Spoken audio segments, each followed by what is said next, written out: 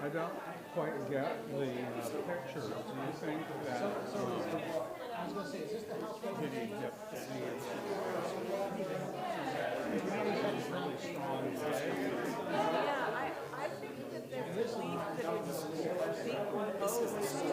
Oh. you know, like, but they're all different. Like those ones are, you know, some are light on dark, and some are dark on light. Yeah. Yeah. So, like he says right here.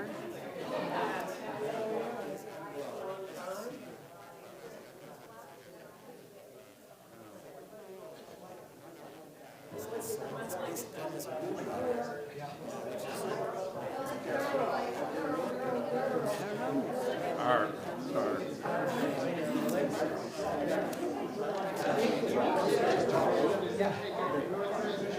Well, now that I know you're looking for something, I'll keep in mind. So when you say being in town, what restrictions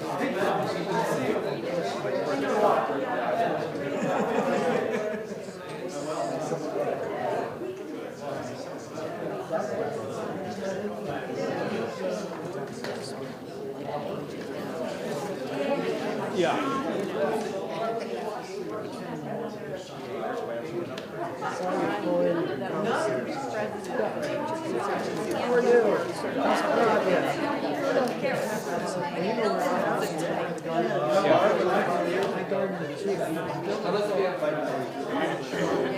Just like Dick was proud of riding on top. Yeah, I guess. We had the hat.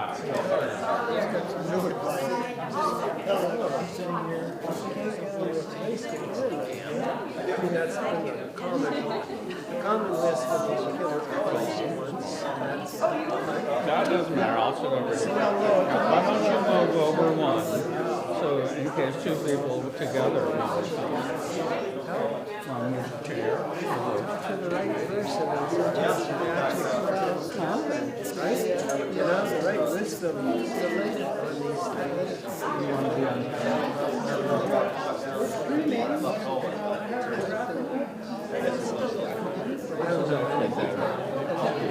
You like that? Oh, okay. I can imagine.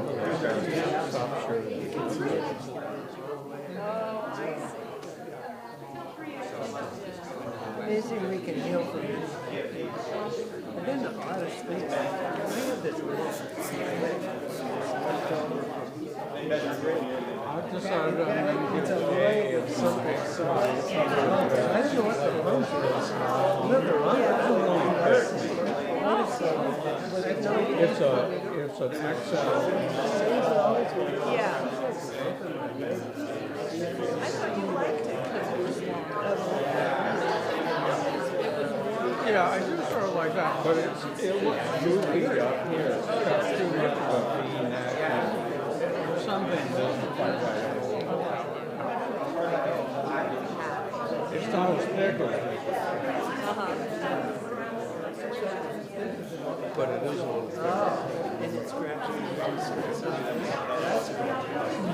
Did you look back there? I shouldn't drink coffee. I don't think it is. Summer. That'll be there when they dig it up.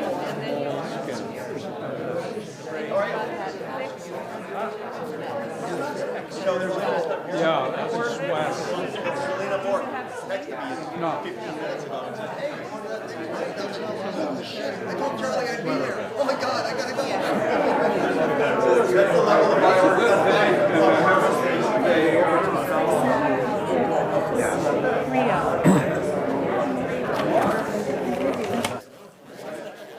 I bet you It's all wood, and then they have those added, they call it shelter.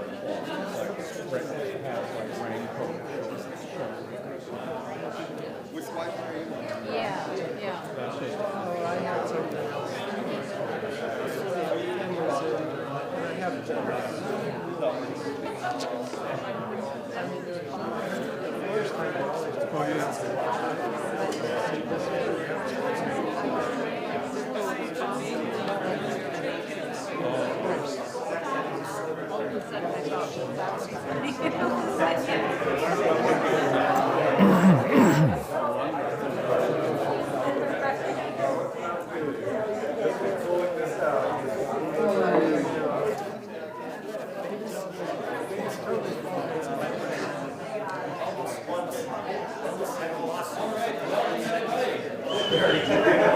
If you can hear me, clap once. If you can hear me, clap once. If you can hear me, clap twice. Okay, well that sort of worked, but people like each other so much they won't stop talking for anyone.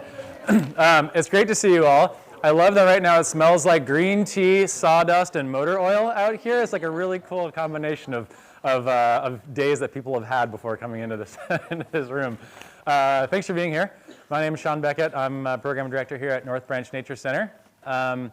So first of all, there's tea in the kitchen. Feel free to help yourself to tea in the kitchen if you'd like at any time throughout the evening. And thank you to you all for making this series possible and everything that we do at North Branch Nature Center possible. If you are a member, thank you. If you are not yet a member, boy, I have ways for you to become a member. You can talk to me in the back, and if you'd like to make a donation, show your support, we certainly appreciate that. We are here for you, and the programs that we put together, we do because you asked for them and are things that we think that you'd like. So thanks for that. I also want to say thank you to our sponsors that make this whole Naturalist Journeys series possible. So this year we have Catamount Solar, Hunger Mountain Co-op, Waite Heindel Environmental, Washington Electric Co-op, and Onion River Outdoors. A bit of a round of applause for our sponsors, please. Thank you, thank you, thank you. And then also we want to thank Lake Champlain Basin Program for basically supplying us with the grants that have enabled this entire river resilience series that we've been working on over the last 9 months now. So we are most of the way through our Naturalist Journey series this year, but really our conversations around being healthy and engaged members of our watershed. This is a conversation that's been going on, well, for many of you, your entire lives, but in terms of this series at North Branch since the fall.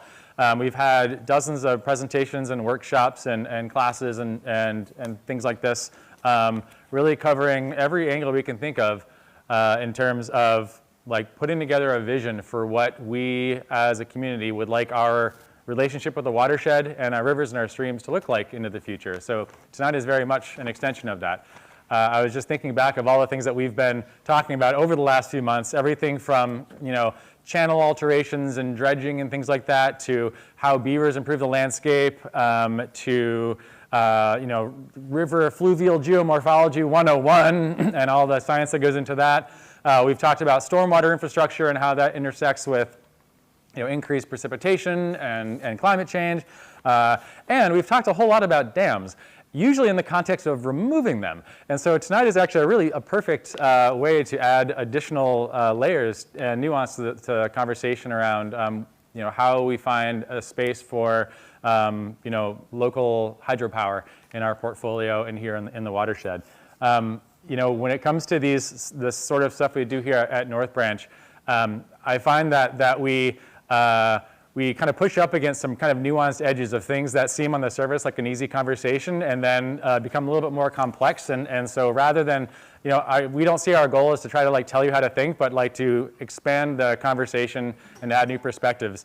I'm thinking back to Ali Kasiba's talk early on in this series, thinking about our forests and our headwater forests particularly as kind of like green reservoirs that are holding and storing and sinking stormwater before they come downtown where our communities are. And yet, many of those forests are the places that we rely on to have, locally sourced wood products, right? So how do those two things fit together, right? We've been having lots of conversation around how to give rivers room to move, right? And how to let them reoccupy their floodplains and to do what they need to do when floodwaters come.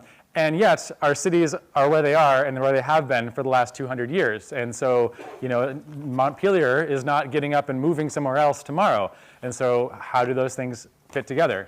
And, and then today is, I think, a great way to extend this conversation, right? Dams, we know, are in some ways one of the most impactful alterations we can make to the health of a stream.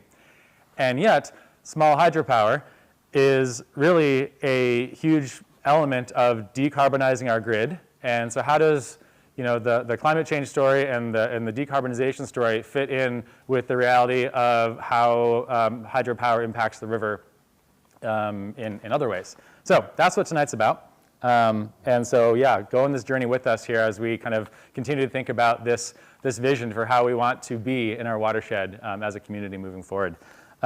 So the plan for tonight is I'm going to introduce Charlie. Charlie's going to introduce Bob. Bob is going to introduce the film. We're going to watch the film. And then after that, we'll have lots of time for Q&A and a discussion and that sort of thing. I want to say hi to all the folks that are watching in the live stream right now. We'll do our best to repeat questions that we get from you all. But we also have a new microphone up here. And big thank you to Orchid Media for recording this and making this possible. So anyway, welcome to folks in the live stream as well. Okay, so with that, so many of you in this room know Charlie Wanzer. He is one of the types of people, he told me to not say too much about him, so I'm going to. But many of you in the room know Charlie well because he is the type of person that brings people together and connects people. And it's really important to have people like that in a community, especially in a community of folks that care a lot about nature and the environment.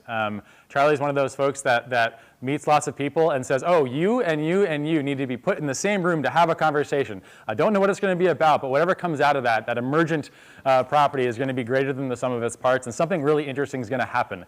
Tonight, this night is an example of that. A year ago, looking at the lineup for all of our workshops and that sort of thing around river resilience, Charlie said, you know what we need to do? We need to get these people into the room to have this conversation tonight. And so if you don't know Charlie, then I think tonight is a great example of the things that Charlie makes possible in our community.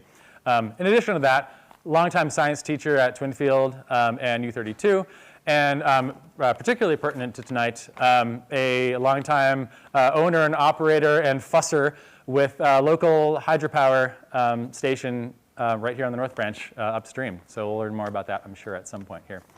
So with that, help me welcome Charlie to welcome Bob.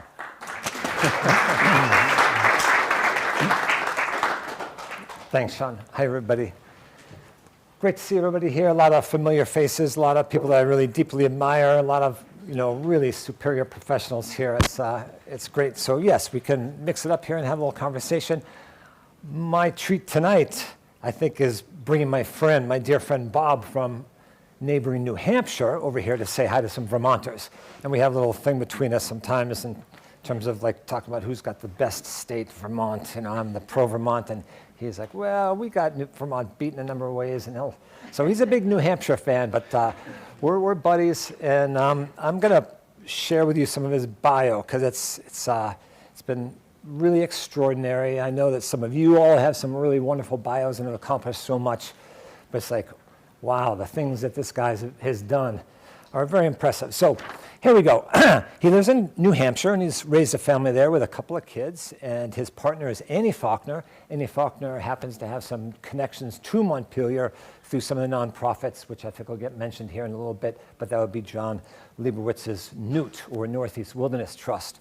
Okay, so Bob's partner, Annie, has been and remains a big player in that organization. So it's like, this guy needs to come to Montpelier, and here he is, So let's see, Bob's many things. I've got 5 things listed here. He's an engineer, and he fixes the most obstinate of, troubled New England or Northeast hydro plants. Like when people give up on them, he'll kind of cruise in and just, lay into it with his problem-solving ability, his great mechanical skills, and his tenaciousness, and fix them, get them online, and then make some money from them. So he's owned a lot of power plants, too many for me to enumerate at this point. But he's been doing it for about 40 years. And his hydro skill would include, he's an expert welder, and he taught himself how to weld early on. And that is no task that's, that's not user-friendly. It's either you win over the steel or you get burned to pieces. And so this guy's an expert welder and a problem solver and a pour of concrete, and he'll program his computers, lay out and just design the whole thing from top to bottom. And then also in Keene and where these various power plants kind of meet the other professionals, he's equally adept at working with lawyers and bankers and politicians. So I guess number 2 here I have is that he's a renewable energy impact activist. So not just hydro these days, but he's gone with a couple of big solar projects, and really, his heart's, besides, well, I won't even say that he likes to dam rivers. He'll take the rivers that have been dammed by other people and work with them. But really, Bob's a major, environmentalist and conservationist, and does so much in those fields besides fixing up the plants. So he's a renewable energy impact activist. He's also, as I've been saying to some people, a bit of a political operative. Like, I know a bunch of you folks, and I don't know, like, no one schmoozes the politicians and the high-level New Hampshire reps and senators and presidential candidates like Bob does. So it's like, wow, it's really fun. So it's neat to have Bob come across the state and see what's going on in our fair capital city, number 4 on my list is Bob's a tree hugger. So he's got lifelong eco-credentials, as I was saying, through Newt and his partner, Annie. He loves the White Mountains. He hikes the Sierras. Let's see. Yeah, I've got written down here that recently some of his hydro, his hydro winnings, like you fix a power plant, then you make electricity, then you do get in return some money. Hey, folks. Hi. Hi, Erica. Hi, Tassa. Yeah, and some of those monies have gone to, buy recently a nice, a really beautiful piece of land. So maybe we can ask about that, or that'll come up, or we shall see. I'm introducing my friend Bob. He and I went to middle school together and high school. And somewhere here I say, let's see. Did I say, yeah, Bob's been called upon by, one of the Western Hemisphere's leading environmentalists or conservationists who's no longer alive, to come down there and join him in Chile and help, develop some of those hydro resources so that, Chile could have some renewable resources provided for some of the parks that are now kind of moving forward to introduce people to that part of the world. Let's see, we're almost there. I did maybe some of the stories that I told you in the classroom. They were about Bob. We traveled around the world a couple times together, and so I know that, Bob, he's great at skimping and improvising and finding the right part and the right secondhand scrapyard to kind of save the operation and make it go forward. Recently, Bob got a Alnoba. I'd never heard of Alnoba before, but if you Google it, ALNOBA, Alnoba, it's a family foundation, and they recognize and fund international projects and the people behind them, and support them and recognize them. So Bob got recognized this last year for an Alnoba CEO kind of corporate leadership award, because he works, not just hydro. Like I was saying, he'll work with the people at the highest level down in Keene, or the highest level, in the political world. So, it's just my hope that Bob being here kind of excites us to work together. You'll see this movie. It's going to be, I think, pretty upbeat. you know, we could ask Bob the motivation for like, yeah, where'd the idea for the movie come from, and what's the purpose behind it? But I think in general, you'll see when it ends that you'll be like, like let's kind of join the fight here a little bit. That'd be one thing. Like we got Bob here to show us the movie, and the second thing would be, yeah, maybe just we can make note. You know, I see a lot of people here, a number of people here know Bob quite well and work with him already. But if you're not you don't know him, hey, we can call him up sometime. But yeah, Bob's got some connections to we won't go through them, but so let's give a warm welcome to Bob, and we'll shoot this movie. All right.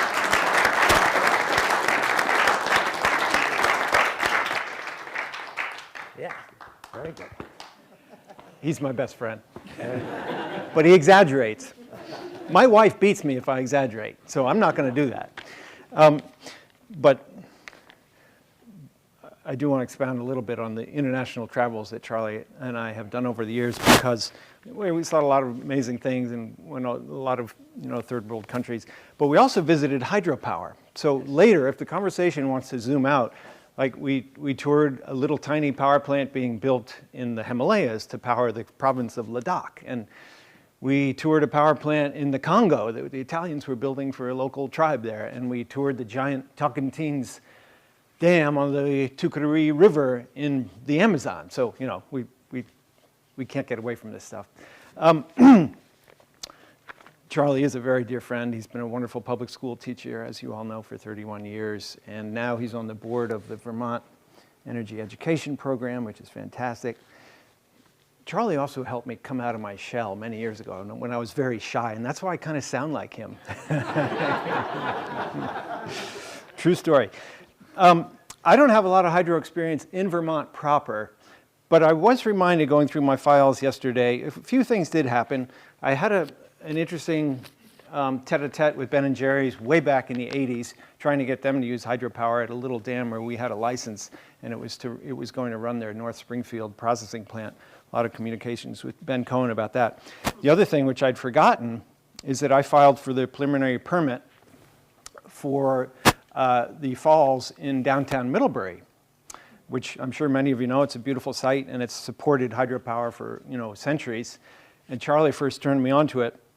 And Charlie, I don't know if you remember this, but when I applied for the federal permit just to study it, you were my partner. And you, obviously being the more outspoken, you had some great quotes in the local Addison Independent when they talked to us. Again, this is February 1988. This is 38 years ago. And there's some nice old dilapidated ruins there, and Charlie and I have always loved exploring ruins. And so this is a quote of Charlie's. The roof is the roof of the old power plant. "I've sat many times on that roof watching those falls. I wouldn't want to see them dry," Wanzer said. "We're not swindling businessmen. We're committed young men trying to improve the future of our community and our world."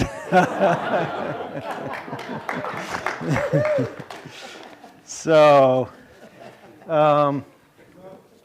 with that, I'll just quickly say that a couple people couldn't be here who I really wish could, and that is Matt Meyer-Bolton and Liz Meyer-Bolton, who were the producers and directors of this film you're about to see. It's a wonderful, very small, family film shop in Keene, New Hampshire. They've done some work for the Northeast Wilderness Trust. They do a lot of nonprofit work, and they helped us put this film together called The Power of Water. With that, can we go with it? Yeah. Good. All right. Yep.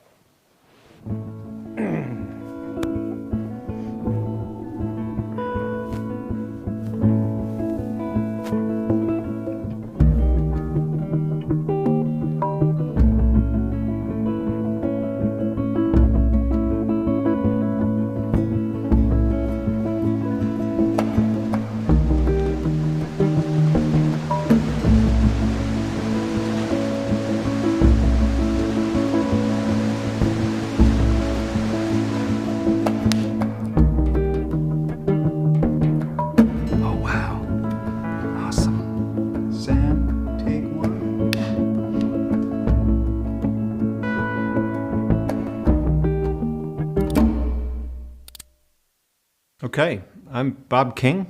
Welcome to my home. which I share with my lovely wife, Annie. I love water. I love rivers. I love free-flowing wild rivers. And I love hydropower. I suppose it all started in China a few thousand years ago when the first recorded uses of hydropower.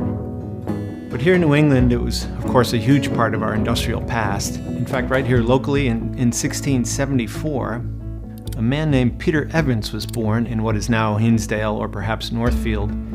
And he had a friend named Stephen Belden.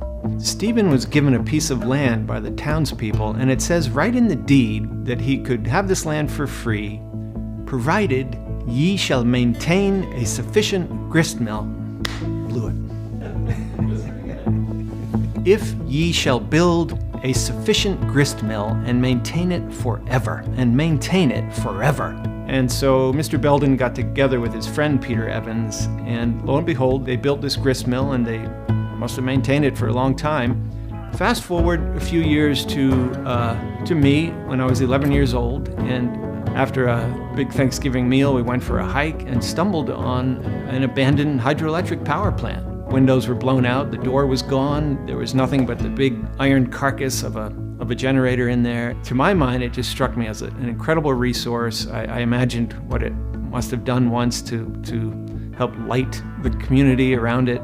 Anyhow, it was only a few months later that the first oil embargo struck the United States, and all of a sudden everybody was talking about energy and the price of energy and the sources of future energy and whether it would be clean and renewable or remain fossil fuels. And, to me, this just reminded me that, small hydropower locally here in New England is part of the solution, a wonderful source of local energy.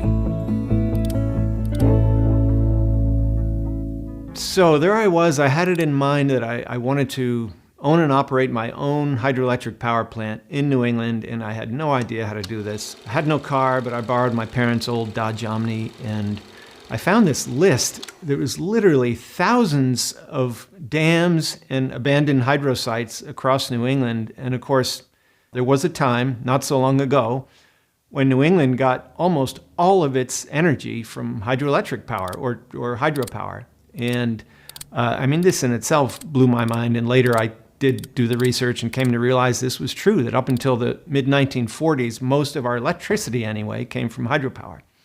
So sooner or later, I stumbled on a abandoned hydro plant in Northeast Connecticut that was for sale. 27-year-old Bob King is not about to give up on New England's natural energy resource. Before everybody started talking about energy, it just seemed to me as a young person that hydroelectric power was clean and maybe cheap, and that there's plenty of it around because all over New England we see lots of abandoned stations like this one. Richard Rawson owns and operates a hydro plant in nearby Putnam, Connecticut. What's happened here is simply amazing. I looked at this project about 6 years ago, and I shook my head and left. I didn't think it was even possible to utilize what was left here. That's how I got started. I immediately got to work combing through junkyards and, any source of material, turbines, generators, gearboxes, everything I needed. I didn't have a lot of money, and also I had recently traveled in Africa to places like the Congo and Mozambique, where I had seen how much people can do with so little money, so little capital, so little resources. And I figured if they can do it in Africa, certainly in Northeast Connecticut, I can find what I need to rebuild a power plant. And that was my philosophy. And that's what I did. And I had a lot of help from friends and family who would come down to the site on weekends. They would leave their clean, normal American jobs and come down and get covered with filth and bruises and scratches working for me at the power plant on weekends. So my name is Annie Faulkner, and I'm married to Bob, and it's been quite an adventure. When I met Bob, he was working on his first plant in Mechanicsville, Connecticut. I had imagined, cool little stone waterways and wooden water wheels, this sort of quaint New England scene, and when I got there, it was so much more impressive. It was concrete and steel and big dangerous machines that could hurt you and high voltage. Bob himself was really impressive to me too. So much more than a wild, crazy engineer. He read a lot. He understood the multiple dimensions of our environmental and social crises. And he was really committed. So he lived in a crazy little room that he had built in the rafters of his power plant. And he lived there with his business partner Mitt and all the mice that got to enjoy their crumbs. And he did it with art and creativity and music. He would invite friends and family to come down and work and get dirty and then have a great party afterwards. So there were spinning turbines and strobe lights, and it was a little scary because you didn't want to hurt yourself.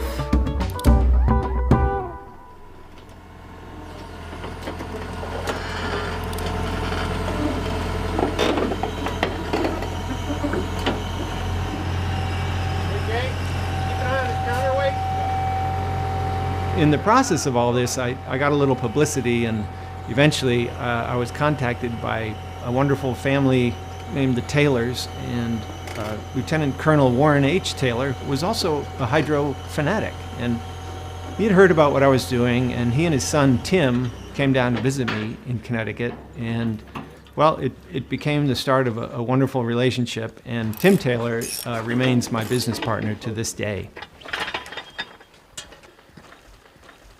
Well, he was impressed by what you had done down in Mechanicsville, and he pretty much said, well, I could treat Bob like my son. Yeah. He's trustworthy, he's hardworking. He says, why don't we, the families, get together and start developing sites? The first unit in Acton, they'd got a log or a wicket gate right in the runner and ripped all the blades apart on the runner, and Bob found someone that had a die to make the curved blades. Right. And you rigged up the die to your excavator bucket to press them out. We figured out how to cut the right size blade out of quarter-inch steel plate, heat it up red hot, put it in the die, and then smash it with the excavator bucket to form the perfect shape. That's why, as I go along, I say, gee, that might be useful on a hydro, so I get it back and store it. Whereas the American way is just to buy more stuff, and when you're done with it, throw it out. And that's the end of the life cycle. Whereas we are recycling equipment that's been around, 60, 70 years, some of it. Yeah. And thereby or the turbines that came out of Maine, which were 1910. There you go. And then here we are generating zero carbon energy on top of that. So it's really, and I think this is what drives all of us, is the desire to make a contribution to this world and this country and this planet, that a different way to generate electricity, to build stuff, all of it we try to do with an eye towards the environmental impact and how to minimize it.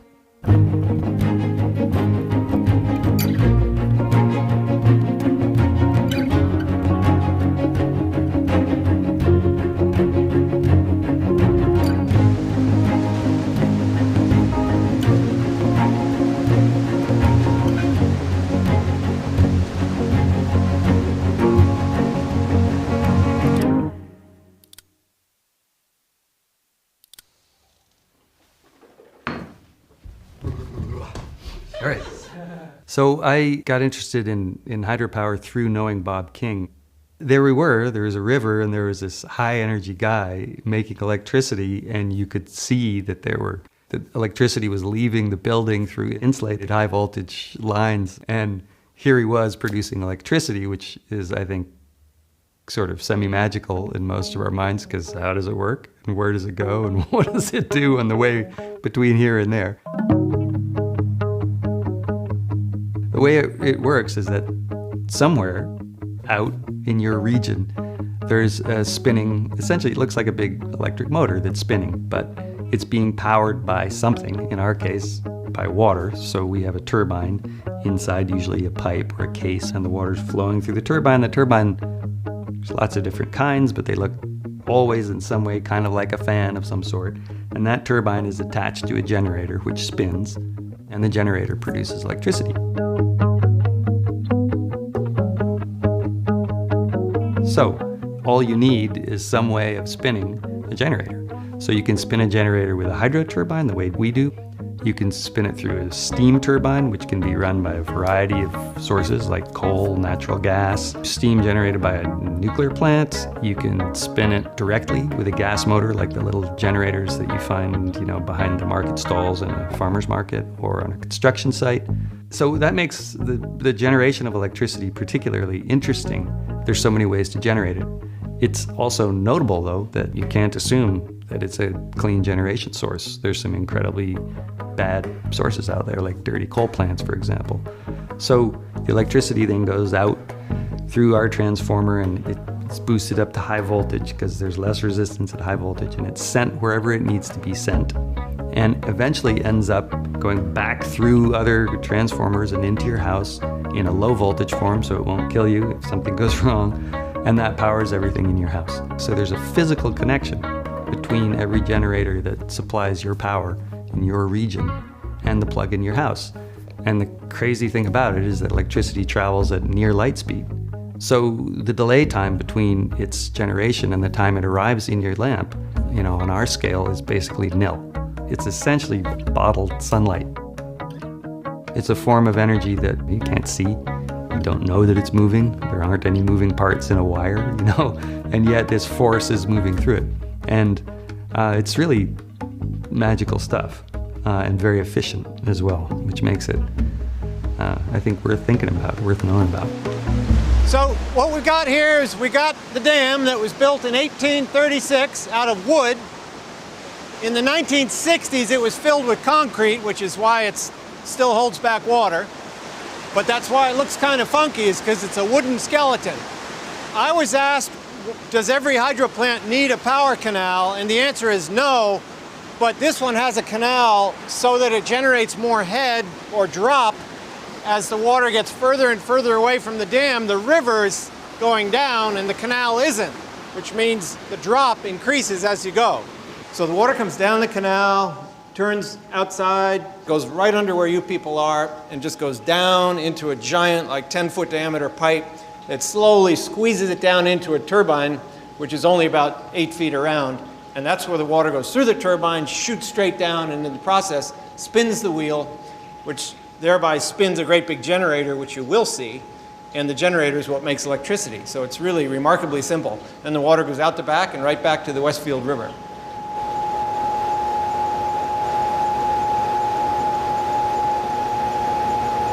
Folks, the reason I yanked out this book is because I have an essay in it that I wrote entitled Cap the Grid.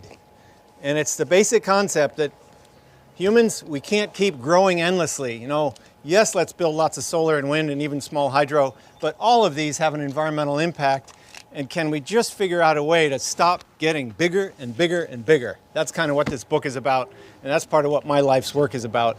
And we need as much clean energy as we can get, especially if we can cap the grid and not keep needing more and more.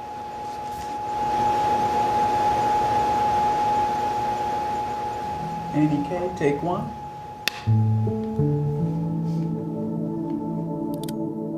There was a project out at Stanford University called the Uncommon Dialogue to bring together dam owners and environmentalists and river enthusiasts to talk about the future of hydropower and how it can be helpful in terms of clean, green energy to address the impact of climate change.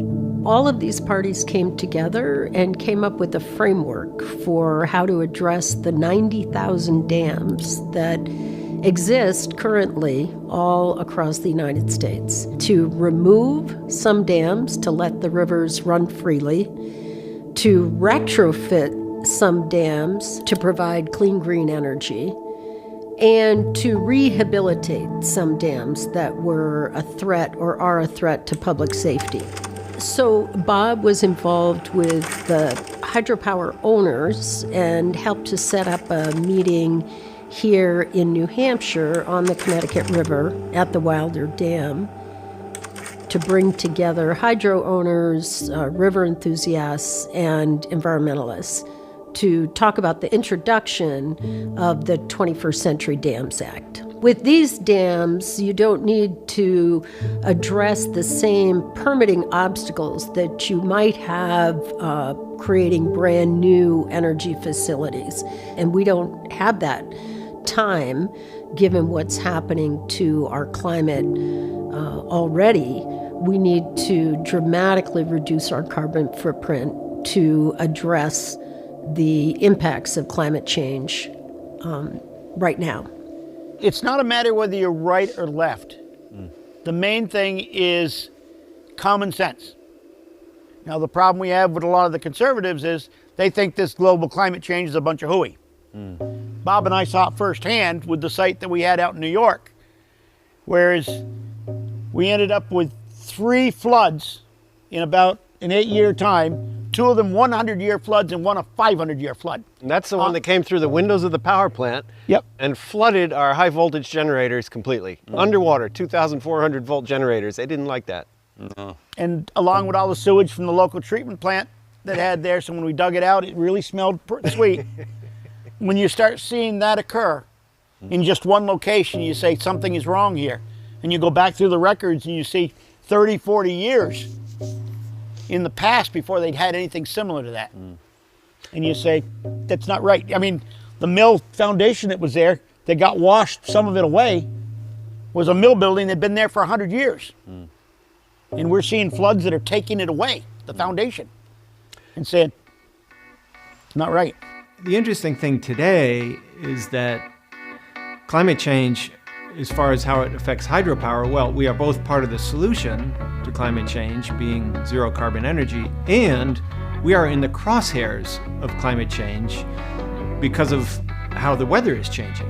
At one of our dams, we had already started to literally cut off the top of the dam, cut through 3-foot thick reinforced concrete with great big diamond saws, so that we could essentially create a larger water passage, a larger area for floodwaters to pass, because we knew that climate change was bringing more severe floods and more often.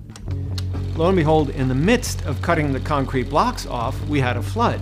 The river wasn't going to wait around for us to finish the job. Instead, the river lifted several 7-ton concrete blocks and threw them off the dam right onto our scaffolding. Basically reminded us that as climate change worsens, which it is doing, it'll become more destructive and more disruptions to ecosystems and people. And, this reminds us why we are even in this industry in the first place, which is to provide more clean energy. So the climate crisis has a twin crisis, and it's mass extinction. So humans are causing the 6th mass extinction on planet Earth. Plants and animals and others are going extinct at a rate something like 1,000 times faster than normal. Populations of wildlife are crashing all over the world, and it's very scary, and it makes me very sad because the complexity and the abundance of nature, of wild creatures on the planet, is a gift that is millions of years in the making, and we are destroying it, we are squandering it, and we can't really ever get it back. And of course, the extinction crisis and the climate crisis go hand in hand. Deforestation drives climate change, and climate change itself is driving extinction even faster. So the two are very much go together. So land conservation, for me, confronted multiple dimensions of the environmental crises. It required humility and restraint. It created wildlife habitat. I just loved having a lot of green on the map and a lot of places where there weren't tons of people and roads and logging.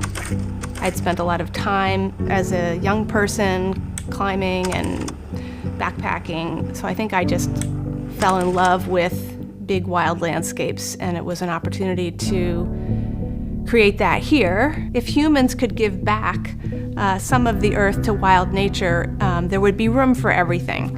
We'd have room for wild rivers, we'd have room for wild open mountaintops, and we would be able to accept that some rivers are going to be dammed and some mountaintops are going to have wind farms on them. But we need to pull back and make sure there's room for wild nature. So I think the challenges in front of us are quite clear if you step back and look a little bit at it. I'm 57 years old. When I was a kid, there were 3 billion people in the world. Now there are 8. And the world hasn't changed size.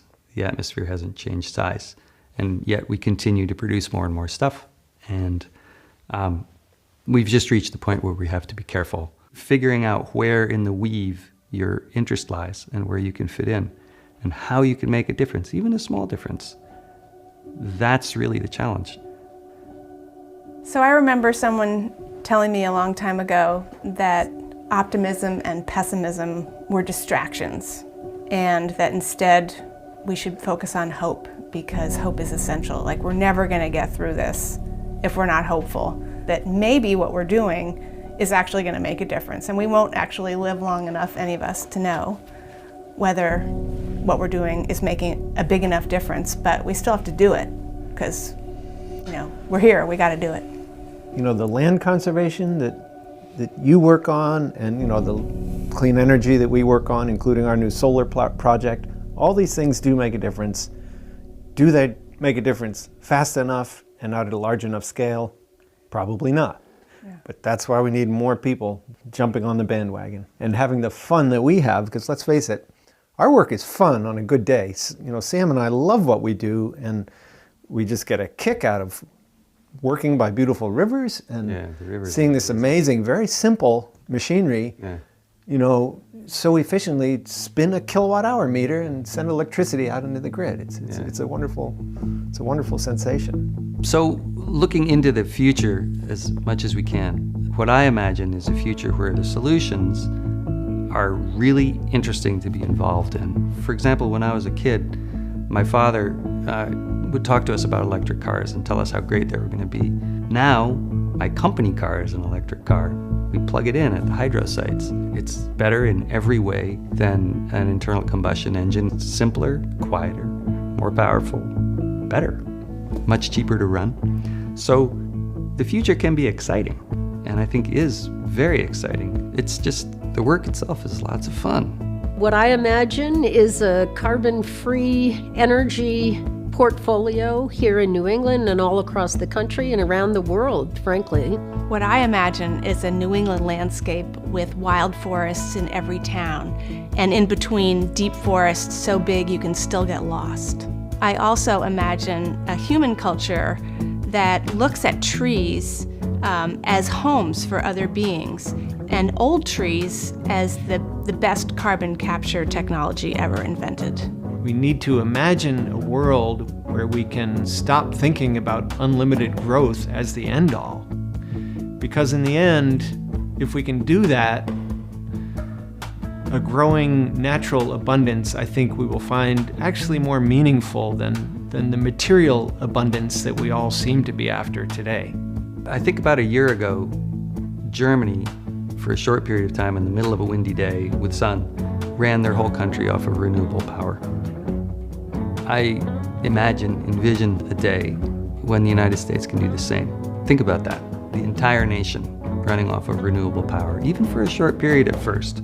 It's possible. Other people have done it. I look forward to it. I hope it happens in my lifetime. In fact, I hope it happens in the next 10 years.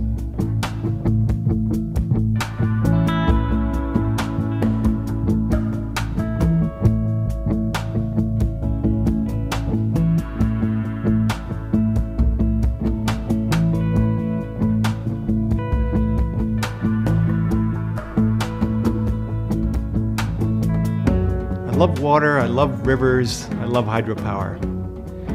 And did you wonder what happened to that guy, Peter Evans, who was told to maintain the water mills there in the lower Ashwellet forever?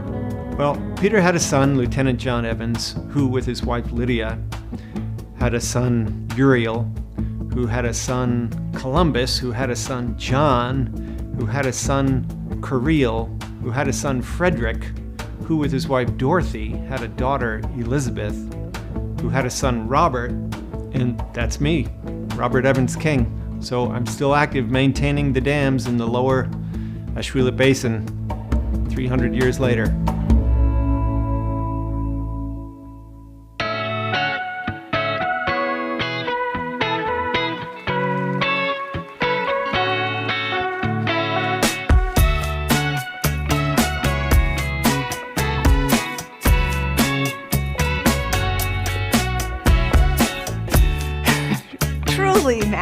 could fall into a chasm. And I don't know if there was a railing around it yet, but it's like you just had to be careful, you know, rocking out to strobe lights around spinning equipment.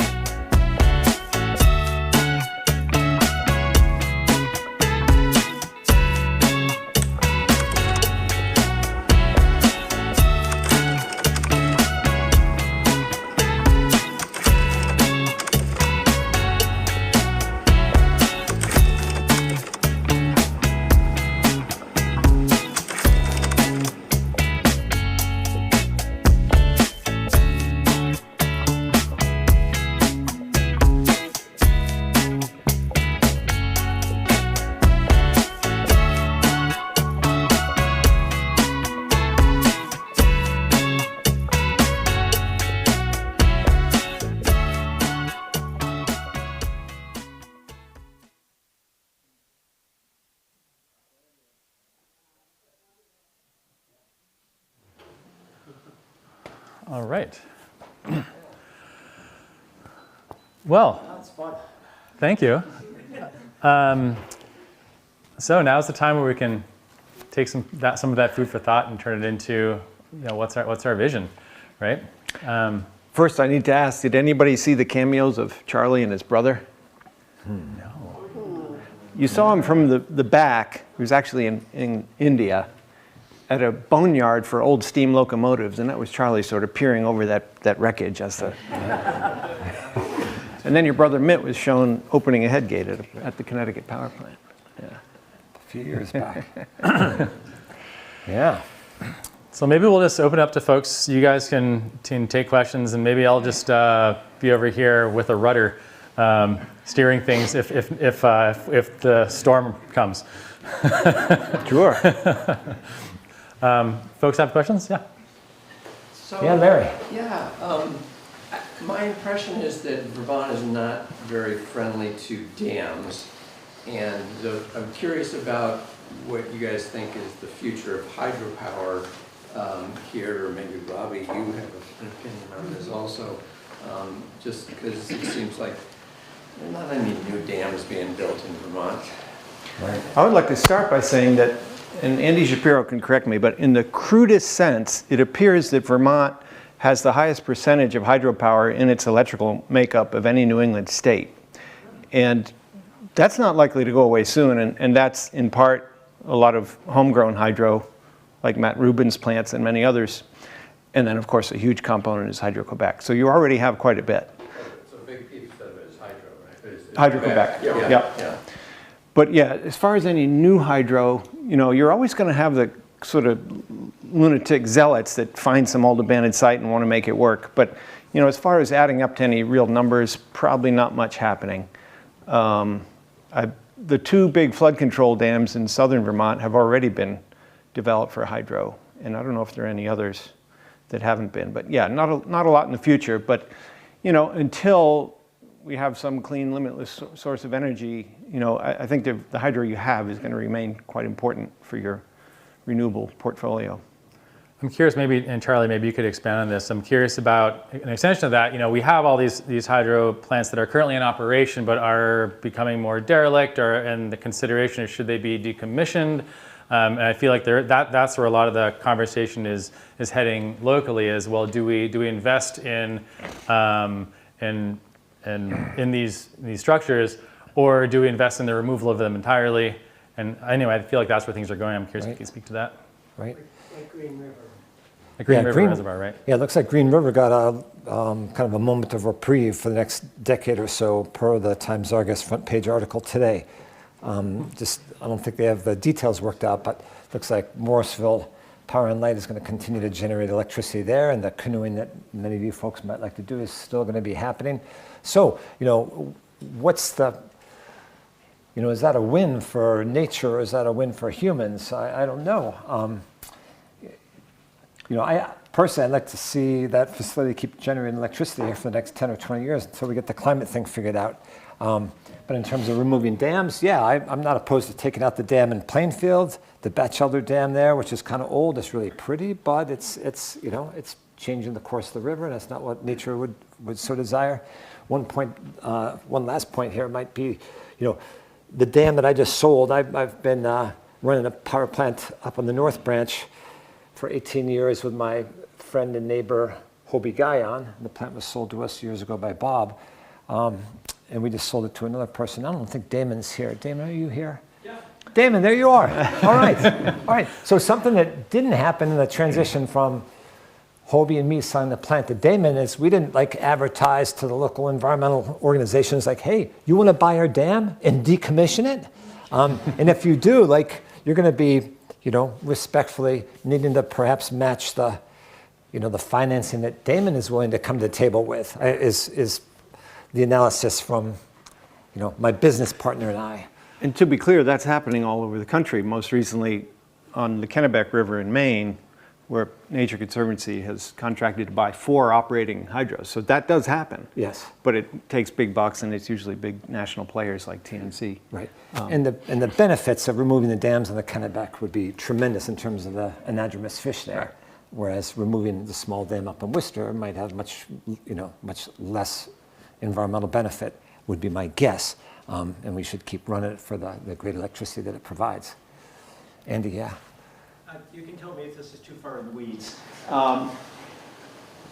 One of the issues with Morrisville Electric that's running the Green River Reservoir Dam is that they were required to maintain a certain amount of flow through the river, through the dam, and maintain a certain level in the reservoir, whereas how they had been operating it previously, and this is true of the Wrightsville Dam too, is that they could stack up the water and then generate when there was a peak demand on the electric grid, which is valuable environmentally and also financially because that's more expensive electricity. But now they're required not to do that so much anymore, and so the value to the owner has been going down because they can't do that peak demand reduction with the dams. I wonder if, I mean, we could talk about that issue for hours. I mean, one reason that Hydro-Quebec is so valuable and has such a huge environmental impact is because it has gigantic reservoirs, aka batteries, and that they can dispatch them whenever they need to. They can turn on a unit and start, gushing out 5,000 cubic feet per second of water, at a moment's notice to meet our demands down here in New England. All these little projects that we own can't do that. We're called run of river. We can only use what's coming into our reservoir. And then there are the exceptions that you just referred to, and there are a few of those left that can still dispatch and turn on when they need to, particularly on the Connecticut River Moore Dam and Comerford. But yeah, on the one hand, that's really valuable, especially with more intermittent sources like wind and solar. On the other hand, it has more environmental impact because you're, turning the river on and off. So it's an ongoing tension that I don't think is easily resolved, except that I know in the relicensings that are happening on the Connecticut River main stem hydro dams, Connecticut River Conservancy is quite active, trying to get them to stop peaking. So operating only run of river. Or operating modified run of river where you have a smaller band you can use in the reservoir, like 3 feet instead of 10 feet. There's a lot of nuance, but you raise a great point. Some of the nuance is right upstream here on the Wrightsville Reservoir with our near and dear, wonderful Washington Electric Co-op. And we're lucky to have Steve Knowlton with us here. And so, Steve, you guys are trying to figure out how to run the hydro plants there in an ethical, environmental way, and also in a profitable way for the WEC co-op members. Yes, that's true. And it is a challenge because it turns out to be, WEC is 100% renewable, so we get our power we purchase our power from lots of renewable sources. And since I've been on the board, running the dam has been, as a power plant, has provided some of our most expensive power beyond that meter. So, it's a challenge. Right. Matt Rubin, of course, knows a lot about it since he built the power plant there. But he's aware of the mechanical and legal challenges. To do what you say, what's been suggested is to change the way of operating the dam. To my understanding, it's going to go back and doing relicensing over again with the federal government. So it's not out of the question, but it's also, my understanding is there's a bit of regulatory action that would have to, and community involvement for the reasons that you mentioned would have to be done. Just to clarify, it's probably an amendment with FERC that you're talking about as opposed to a whole new license, unless the license is about to expire. No, the license is not about to expire. Yeah, so it's an amendment you're looking at. We have to sharpen our legal process. So just my partially informed opinion would be, I would, on one hand, love to see WEC run the power plant, run the reservoir up there like a big battery, and maybe stack up some water, and the flow down here would be a little bit reduced. And the North Branch Nature Center students would be out there wondering, like, where did all the bugs go? And the stream would be much reduced. And then, a couple hours later, they'd start realizing that, oh, we need to step back because the water level of the river is coming up because WEC has kind of pulled the plug and is suddenly generating a lot of electricity that we need. I wonder if those costs aren't worth the benefit of getting electricity that's going to help, allow us to burn fewer fossil fuels. You raise a good point, but it is a community decision, as you pointed out. There are lots of stakeholders involved in making decisions about the place where we live. Right. Yes. Do many dams have enough water held back from them and have the ability to release that water when we find out, oh, yeah, we're going to get 9 inches of rain in 2 days? I mean, it's a tough question. As far as small hydropower, which is what I do and Matt has done and a few others, generally not. I mean, we all do try to anticipate the heavy rains, and maybe, within the bounds of what our license allows us to do, maybe we try to catch a little bit of that, but we can't do what they do out west or in Canada. Generally not. I mean, there are a few exceptions. So the facilities that Bob is referring to, including the plant that I ran up in Worcester, are called Run of the River. And you receive what nature gives you, and at the same rates, you run it through the turbine and generate some electricity and release it downstream at the same rate that water's coming in upstream, with the exception of maybe a little bit of regulated bypass. It needs to go through a special channel for the organisms. So there isn't much water backed up. You don't have a big battery. Don't have a lot of storage, typically. Yeah. I mean, I owned a plant for many years where we did have a huge battery, but it was licensed as run of river, and then we had to relicense it, because generally you have to do that every 40 years. And I proposed that we do sort of a modified storage where maybe we only use 5 feet of this great big reservoir.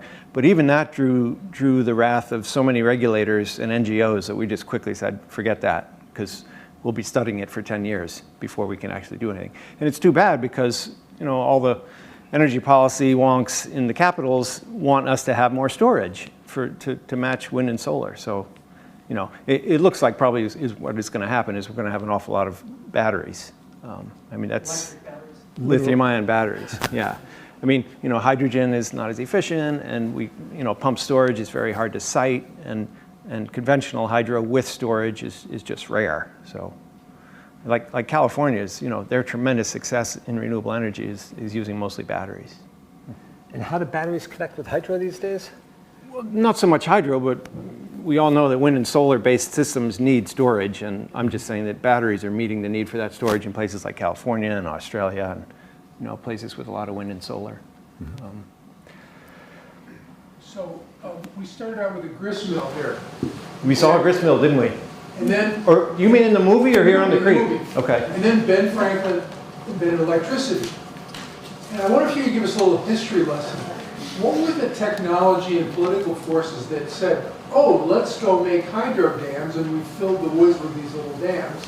And then what were the forces that caused them all to be abandoned? Oh, what a great question. But can I only go back to 1882? Instead of all the way to Ben Franklin, because he's a little too theoretical for me. So in 1882, Thomas Edison, who had already been tinkering with some of Ben Franklin's discoveries, commissioned the first hydro dam, the hydroelectric power plant in this country on the Fox River in Appleton, Wisconsin. So that's only like... I know. My grandmother was born 6 years later. It's crazy. No, I was thinking that just yesterday. And so that was 1882. And that was direct current, by the way. And in the same year, Edison also commissioned the first sort of urban power plant at Pearl Street in New York City, which was a coal plant. A few years later, 1891, the first AC hydro plant was built in Telluride, and it's still running, right, Matt? In Telluride, Colorado. It's, you know, it's a National Historic Site. So that was really the beginning of the boom. Then around the turn of the century, you had the Great War of the Currents with Nikola Tesla, you know, promoting alternating current, backed by George Westinghouse. For all those years, was it kind of unregulated cowboy technology, just build what you can? Can't speak to that. And then on the other side of them, you had Edison and J.P. Morgan pushing direct current. They had the War of the Currents, you know, they electrocuted horses and all these horrible things. And of course, Tesla had the better technology, but he was not the most astute businessman, and he got steamrolled, and J.P. Morgan stole all the technology and took control of Niagara Falls, and that's when you really started having AC hydroelectric power dominating the economy. And then it just grew like crazy, and as we said in the film, you know, by the mid-40s, at least in New England, it was mostly hydropowered. Then, you know, you had World War II, and then you had a surge in demand, and you had cheap fossil fuels, and nobody thought much about climate change or anything else having to do with air quality. And so, yeah, coal and oil were being built to meet the growing demand. And for a time there, coal and oil power were so cheap that the hydros just couldn't get by at, you know, 2 or 3 cents a kilowatt hour.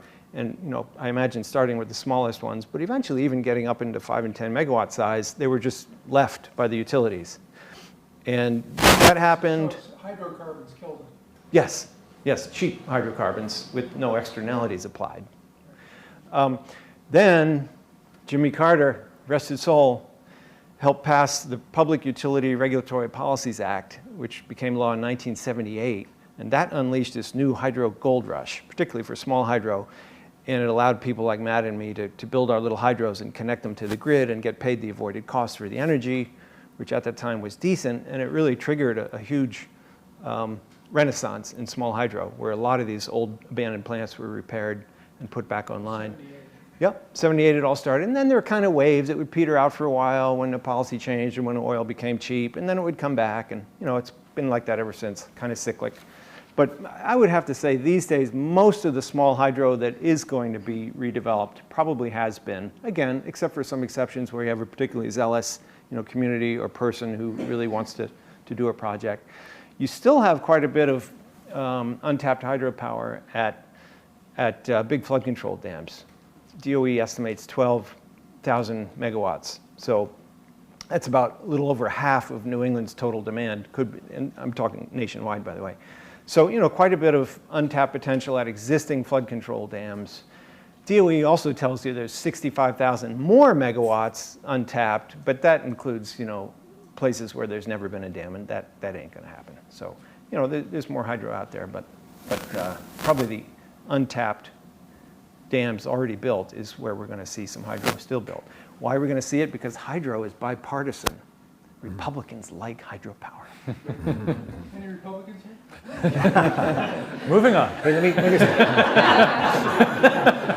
let me chime in and say that one of our local hydro developers is here, Matt Rubin. I don't know if you folks know him, but I heard firsthand from Matt's partner, John Warshaw, years ago with a school field trip at Winooski number 8 over near the Kubota dealership, describe like the battles that these guys did against, you know, the powers that be, the politicians and or the utilities to allow you folks to build these plants and sell your electricity. So the guys here.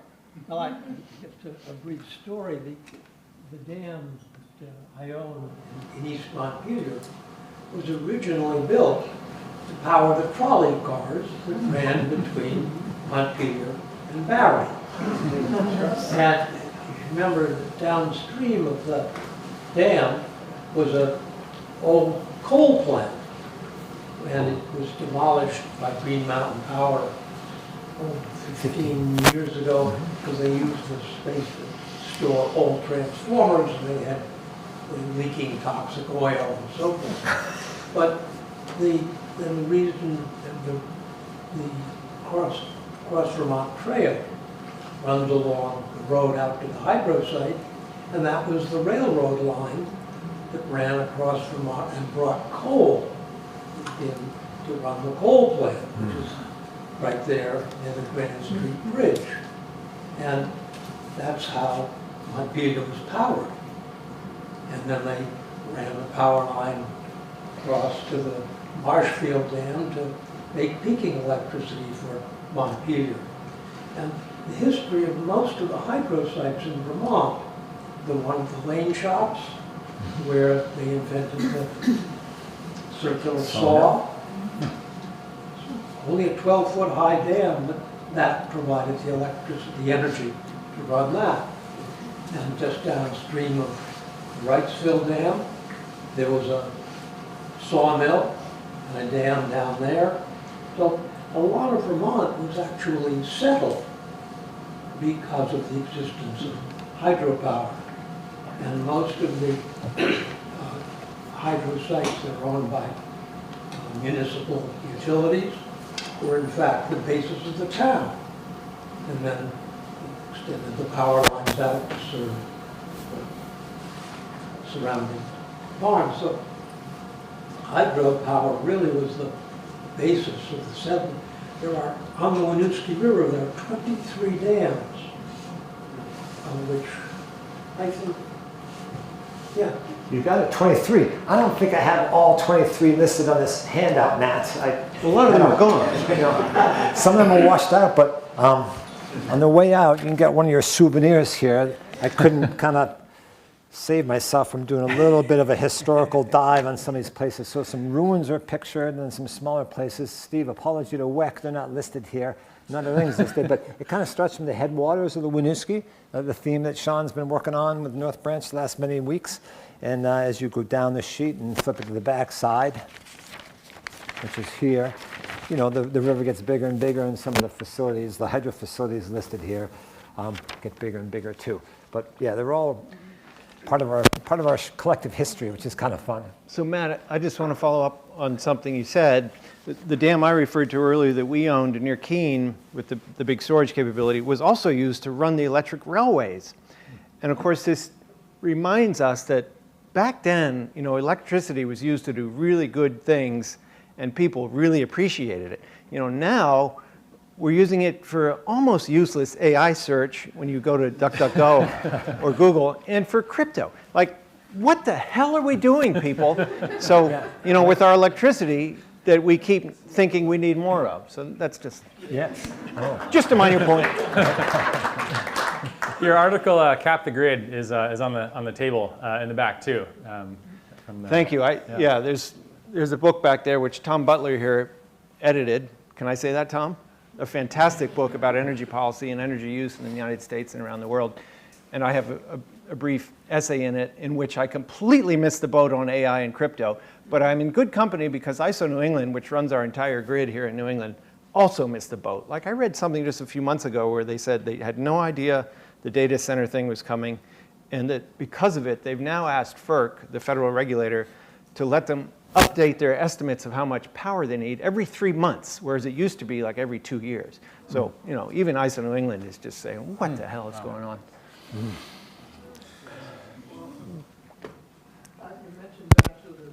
Several years ago, a bunch of us looked at actually putting hydropower in there.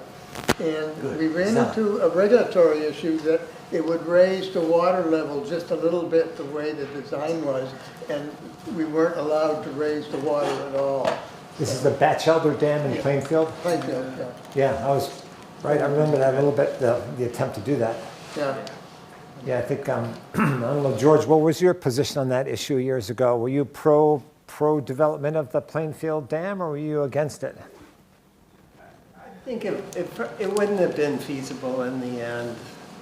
I mean, you would have been trying to attach it to a stone dam, and I think I got a feeling that the machinery would have ripped the dam apart during the big flood that happened. Right. The forces on the stones of the dam would have been overwhelming. Right. Guessing. Or the forces on the equipment. Yeah. I mean, it's just a masonry dam.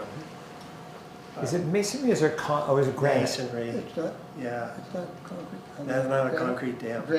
Granite. Anyway, we didn't do it, and the study by the engineers says it cannot be rebuilt in any feasible way, and it should be deconstructed and removed. All right. That's great. One thing I was hoping you kind of, this is reminding me of something I was hoping you could just both riff on a little bit here. There was something that was in the film saying, you know, this is hydropower is something that is part of the solution, and it's also something that is caught in the crosshairs of the same problem it's trying to solve. And it's also part of the problem at different scales, depending on how it's used and where it is. And so you have something that, depending on where you are in the scale and how you think about it, you know, we have something that the problems may accrue to the neighbor right downstream, but the benefits accrue to all of us, you know, in the community and across the world because of the decarbonization. On top of that, I'm thinking about, like, you know, so to do this work, you have to think really small. Like, I'm remembering Charlie telling me a story about watching a turtle trying to get up the side of the dam up there in Worcester and thinking, what can I do with the design of this dam to make so these turtles can better get across the top? And then meanwhile, you're like, how do we decarbonize the entire country? Right? and so, like, how do you hold both of those sides of the equation in this work? I think it's kind of unique to this. Schizophrenia medication. The turtle made it. The turtle made it, yes. No, it's tough. There's a lot to think about. I mean, there's just no easy solutions. I mean, for me, one way I sort of make it all make sense and reduce my minor hydro guilt, you know, for owning dams and blocking rivers, is that, as Charlie referenced in the intro, we sold a bunch of dams recently and put all the money into land conservation. And when we still had those dams, you know, every year we would make sure to make donations to the local land trusts to protect land in the watershed. I mean, that's just one very simple way to answer your extremely complex question. I do. Yeah. I feel like there's a few things that we've done that are kind of crazy. One is we haven't bought enough electric cars these days, and I'm reminded of that when I drive someone else's just regular gas burner and I step on the brakes. That seems so primitive to me. Just that braking system. It's like, wow. And in 20 years, I want to think, like, we really had cars that had brakes like that weren't regenerative. The other thing that I think about along this train of thought is that the grid, it seems pretty crazy that we've strung wires just across the nation, across the world. And maybe in 20 years or 30 years, we'll have a different type of grid system, and those wires will have disappeared, and we'll have a different aesthetic feel as we move around the landscape and don't have telephone poles and wires. And then the third and last thing that we've done that is, like, kind of incredible and might strike us as in the future as being preposterous is we've harnessed our rivers to the max, you know, around the world, especially here in New England. They've just gotten chock block developed, starting hundreds of years ago, with dams. And maybe in the future, maybe 100 years or 200 years down the road, we'll look back and say, can you believe what we did to the rivers? You know, we dammed them up. And then we developed new technologies to, you know, meet our needs, and we freed the rivers. So I think at this point, we're kind of at a little bit of a cusp where some rivers are getting freed up and other rivers still remain under our harness. I would like to quote my old friend and business partner, Tom Tarpey, who you might remember, Matt, who's said to me, you know, Bob, you and I can get right out there with the environmentalists, with the jackhammers, taking our dams out once we get back to 350 parts per million. I mean, it's like, seriously, I mean, yeah, we feel like this is clean energy that we need today, and hopefully we don't need it forever because we have some other way, or we learn to really conserve energy and not waste it so much, which is the ultimate solution. So. Breath. I'm curious about the conversion factor. It's all solar based, hydro and wind and bottled sun. Isn't that what he said in the film? No, what hydro compared to direct solar power? Far more efficient. Or what? Far more efficient. Hydro is generally 80% efficient because your turbine's 90 and your generator's 90, or better if they're bigger. And solar is, you know, we're just beginning to push like 22%. Right. But is that your question? I understand. But it's reliant on several conversions to get it to, I mean, evaporation and rain and stuff coming down, and you're just changing that system all around. And get gravity is really the thing. I'm just trying to figure out in my mind, you know, I understand the direct efficiency of pushing the turbine, but if you think about the whole system, the whole, I mean, the sun is everywhere and beaming down, and isn't there something efficient, more efficient about the direct action of going from the sun to electricity, essentially? Has anybody here watched these horrible James Bond films?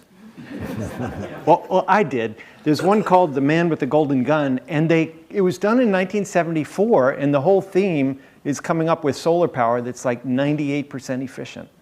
Who would have thunk it, James Bond? But if we had that, then I'm with you. But and your question is borderline philosophical, and I'm an engineer, so I don't know if I can answer it. Andy wants a shot at it over here. Andy knows how to answer it. I think the whole question of efficiency, relative efficiencies of different renewables technologies is a red herring. Really what you want to know is, what does it cost you to get a kilowatt hour? And that can be a financial cost, or it can be an environmental cost, and it should be all of these costs, social costs, like the big dams in Quebec, when they go up and down, release mercury. I mean, there's all kinds of costs. Yeah. And easily a dozen different parameters by which you can calculate cost for any given energy system. But the efficiency isn't really what we care about. We care about what are the impacts for what we do. And whether, and as I say, it can be a number of different impacts. It can just be dollars per kilowatt hour, or it could be pounds carbon per kilowatt hour, or any of these other environmental metrics. And the social metrics, and how do you compare these apples and oranges? So it gets to be very philosophical pretty quickly. But I think the efficiency piece, you want to optimize the efficiency, of course, of any system, but to compare the efficiency of a wind turbine to a solar panel, it's neither here nor there, really. I mean, you can start talking about life cycle costs or embodied energy. How many resources and how much energy does it take to create the ultimate kilowatt hour that you're getting out of your solar panel versus your hydro turbine?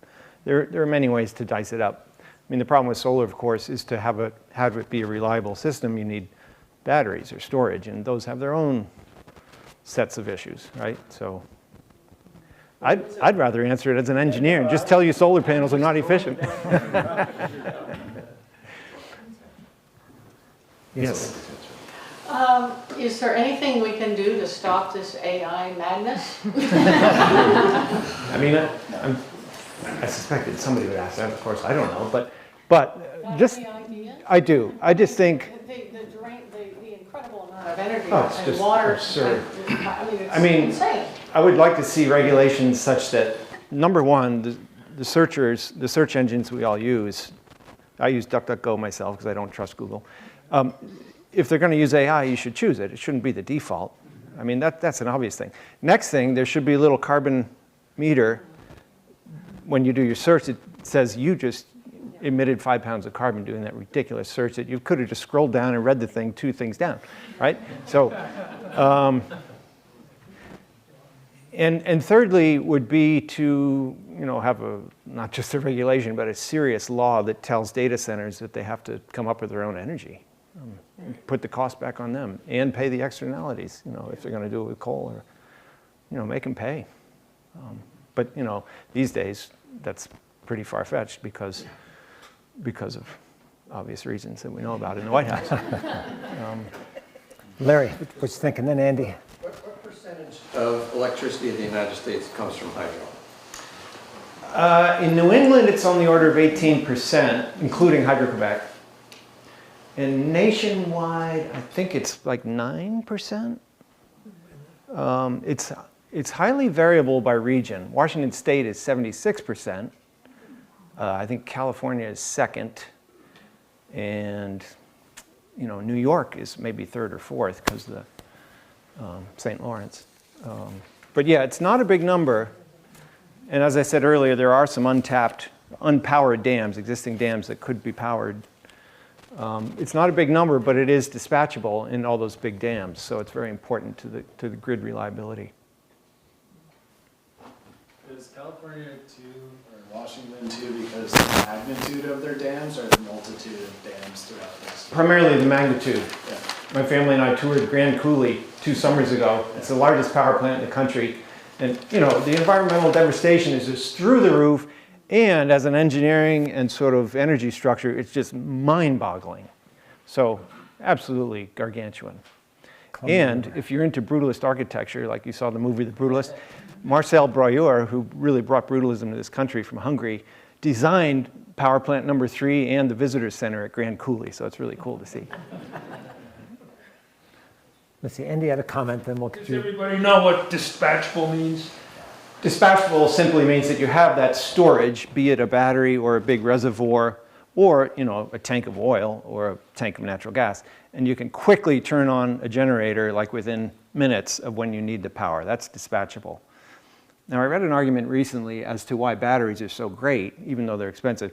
They're dispatchable in 20 milliseconds, whereas a typical gas turbine takes 5 minutes to spin up. Hydro, depending on the size, a minute, 10 minutes, it's variable, but that's what dispatchable means. Nuclear power plant, a day or a week?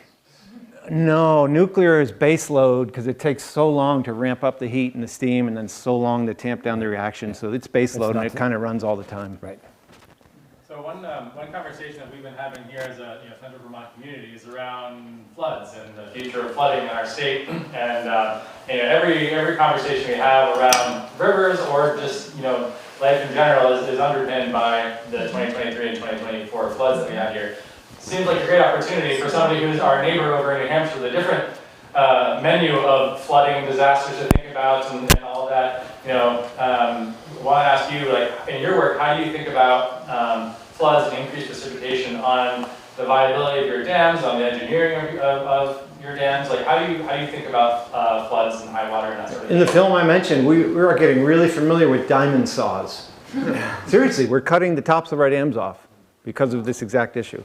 So, and as I said in the movie, one time we were doing it right in the middle of the operation. We had a flood, and it took these 7-ton blocks of concrete away that we just cut off like 2 days earlier. So yeah, we're making our dams shorter, and because you don't want to lose the head, which is that driving differential of water levels. After we cut the concrete off, maybe 3 or 4 feet, make the spillway lower, we add a set of pneumatically actuated gate panels. So you don't lose the head, but you now have the way to drop the top of the dam. You just drop the dam in 2 seconds. So that's how we're dealing with it. Why is that beneficial to drop the level of the dam in a flood? Oh, so you can pass more water through your site and yet keep the level lower than it would be otherwise. It helps upstream but not downstream? Correct. No, there's not. Again, these dams have no storage, so there's nothing you can do for downstream. Lowering the height of it doesn't change the CFS flowing over it, it's just lowering the depth of the water upstream, right? Right. Yeah. I mean, it might change the CFS, minute by minute, but not in any grand scale that's going to help anyone. No, it's just changing it upstream. We have a few more minutes. Anyone has more questions? Yeah, thinking about the Riceville Reservoir that's right up here, it obviously has a number of times saved Montpelier from being flooded a lot worse than it would have been. And I think there's some talk among people about actually lowering the level of Wrightsville, which would probably get in the way of the hydro potential, but could possibly give you more of a chance of surviving, a heart. I think you've said it accurately, but you have 2 other experts here on Wrightsville. Well, talk about it.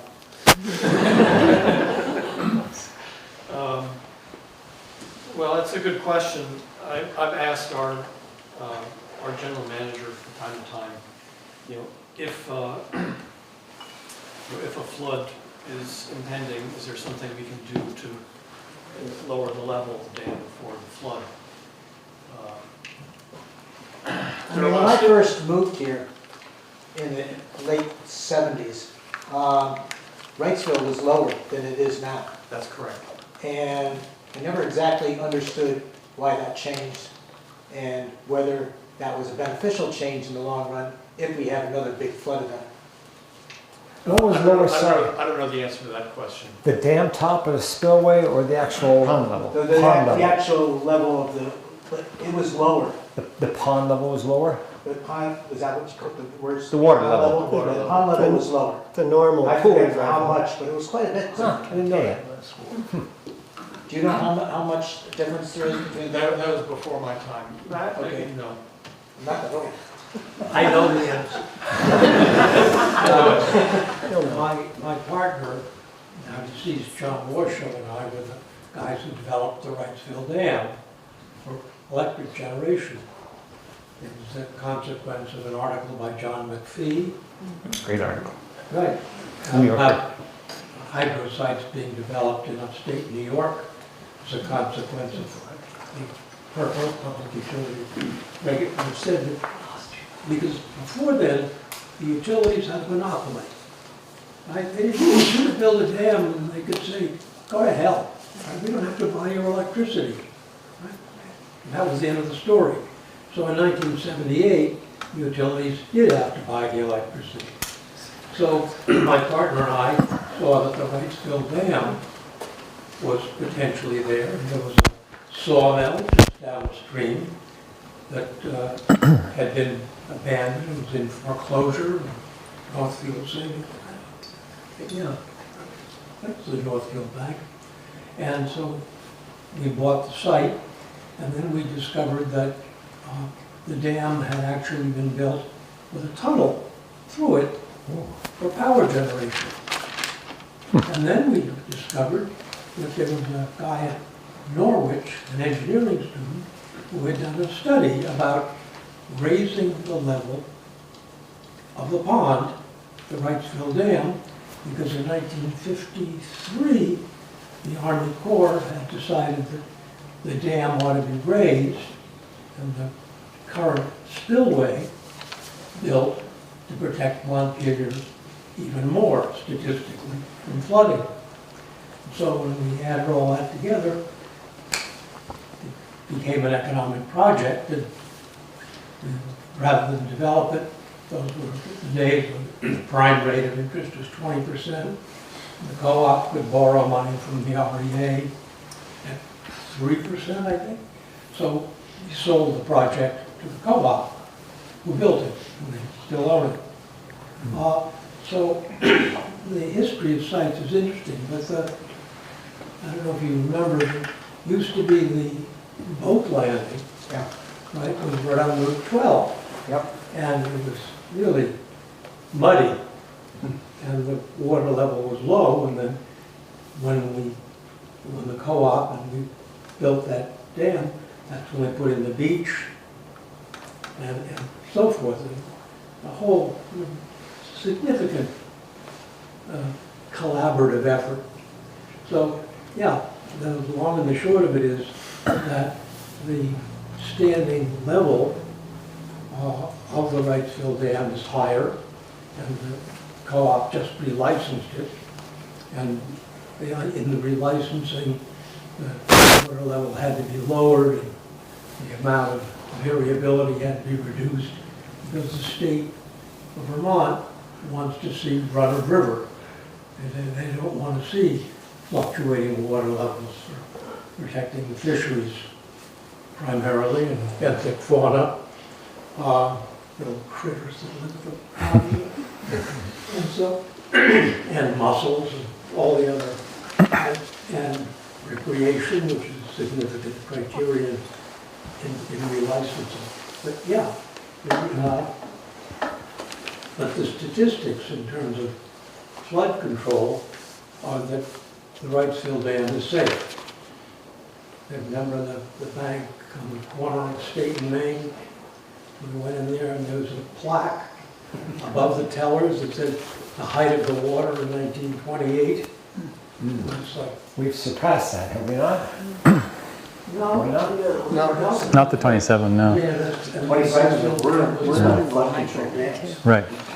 Yeah, the Wrightsville Dam was built in 1933, is one of the first projects of the CCC. I think it was. Yeah. I'm looking at the clock here, and I want to make sure that we can send folks home on time. But I want to thank you. I feel like we should have had you on the poster, you know, as a co-presenter here. Thank you. But I want to give Bob and Charlie the last word before we wrap things up here. So, I don't know if there's anything you want to put a fine point on or anything like that. It's so nice to see everybody here, and hopefully you'll keep talking and make some connections. And it's great having Bob come across the state. Thanks so much, Bob. Good fun. Yeah. I do want to introduce you to the new owner of Worcester Hydro here before we depart. Are you throwing us out, or can we stick around? Oh, please, yeah, please stick around, chat, hang out. We're going to stick around. That want to hang out, please feel free to. Otherwise, hang out, chat, get to know one another. And thank you very much to Bob and Charlie. All right.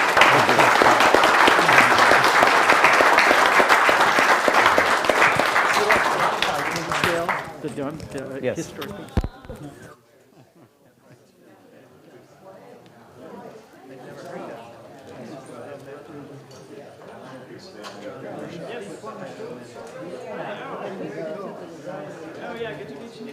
Yes, there was it was like a common thing when some of these dams were put in, and it was a controversy at the time of the building of these hydro plants, of these floodplain dams, as to whether or not to put these hydro in the